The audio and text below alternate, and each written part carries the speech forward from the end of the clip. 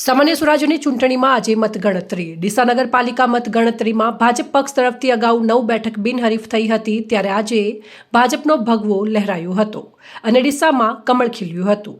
ડીસા નગરપાલિકામાં ward number 1 થી 11માં ભાજપની 38 અને કોંગ્રેસની 3, જ્યારે આપની 1 અને અપક્ષની 2 બેઠકો વિજય થઈ હતી। વોર્ડ નંબર 8 ભાજપની 3 સીટો, જ્યારે પિંકેશભાઈ દોશી ભાજપનો છેડો ફાડીને અપક્ષનું ફોર્મ ભરીને ચૂંટણી લડ્યા હતા, ત્યારે રૂપલબેન પિંકેશભાઈ દોશી અપક્ષમાં ફોર્મ ભરીને ચૂંટણી લડ્યા હતા અને આજે અપક્ષ વિજેતા જાહેર થયા હતા। વોર્ડ નંબર 9 ગવાડી વિસ્તારમાં 3 કોંગ્રેસના ફાળે ગઈ હતી, જ્યારે 1 આપને ફાળે ગઈ છે। સામાન્ય સ્વરાજ્ય ચૂંટણી 2026માં પરિણામમાં ડીસા નગરપાલિકામાં ભાજપની ઐતિહાસિક જીત થઈ હતી। 11 વોર્ડમાંથી 8 વોર્ડમાં ભાજપની પેનલનો વિજય થયો છે। 44માંથી 38 બેઠક પર ભાજપની જીત, 3 બેઠકો પર કોંગ્રેસ, 2 બેઠક પર અપક્ષ અને 1 બેઠકમાં આમ આદમી પાર્ટીની જીત થઈ હતી। ત્યારે ડીસા નગરજનો અને પોતાના સમર્થકો સાથે ડીસા શહેરમાં ગલીએ અને મહોલ્લામાં ડીજેના સાઉન્ડ સાથે વિજય સરઘસ નીકાળ્યા હતા। ત્યારે ભારત માતા કી જય, વંદે માતરમ જય અને જય શ્રી રામ, મોદી હૈ તો મુમકિન હૈના નારા લગાવ્યા હતા અને જય ઘોષ કરતા જોવા મળ્યા હતા।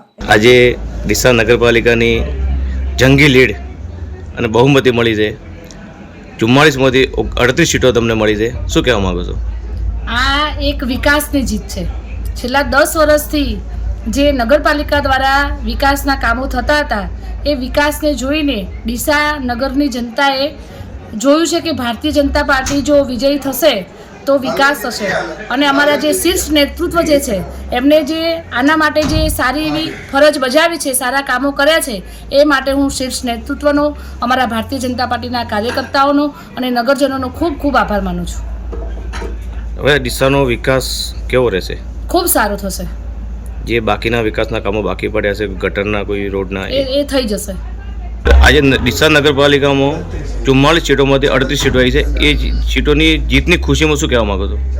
ડીસા નગરની શાણી અને પ્રબુદ્ધ જનતાએ મોદી સાહેબના નેતૃત્વમાં, ગુજરાત સરકારના આપણા ભૂપેન્દ્રભાઈના નેતૃત્વમાં, આપણા ડીસાના ધારાસભ્ય અને મંત્રી શ્રી પ્રવીણભાઈ માળીના વિકાસના કામોને ધ્યાનમાં લઈને વિપક્ષના, ખાસ કરીને કોંગ્રેસ અને આમ આદમીના સુપડા સાફ કરી નાખ્યા છે। 44માંથી 38 બેઠકો એ ડીસા માટે એ જનતાની જીત છે। ભારતીય જનતા પાર્ટી વતી, ડીસા નગર વતી આપ સૌ નગરજનોનો ખૂબ ખૂબ આભાર માનું છું અને ડીસા નગરનો વિકાસ અવિરત ચાલુ રહેશે એવી ખાતરી પણ આપું છું। આપ સૌનો, ડીસા નગરજનોનો ખૂબ ખૂબ આભાર। અહેવાલ અમૃત માળી, સંબંધ ભારત ન્યૂઝ, ડીસા।